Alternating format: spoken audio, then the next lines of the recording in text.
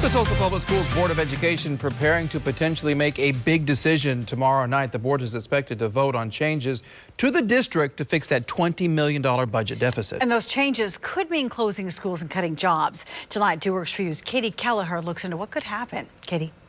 Mike and Karen, after months of talks and debate, the TPS School Board will take steps toward balancing the district's budget, but it's going to come at a cost.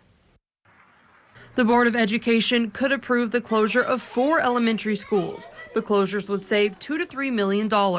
Superintendent Dr. Deborah Gist is recommending closing Jones, Grimes, Mark Twain, and Wright Elementary. Students at Jones would go to either MacArthur, Lindbergh, or Bell Elementary. Grimes students would go to Carnegie or Key Elementary. Mark Twain students would go to Wayman Tisdale, and Wright Elementary students would go to Elliott or Patrick Henry. Many parents have spoken out against the closures. Mary Hooks says she's afraid the schools will be overcrowded. But both of these schools that they're trying to put us all in is already almost at their capacity. So that leaves little space for all these kids.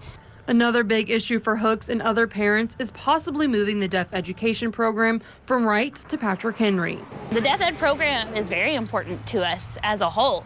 Yeah, we would move all together, but it's still the fact that this is where we've had our kids for 6-7 years plus. At Tuesday's meeting, the board will also vote on a new staffing plan that would increase elementary class sizes from 23 to 24. They will not be voting on the more than 80 district-wide job cuts that were announced last week to save $13 to $14 million. That vote will come later, but it's not far from the minds of those who it will affect, especially support staff employees who say they feel like they're in limbo. Right here at Wright, there's a building and ground supervisor.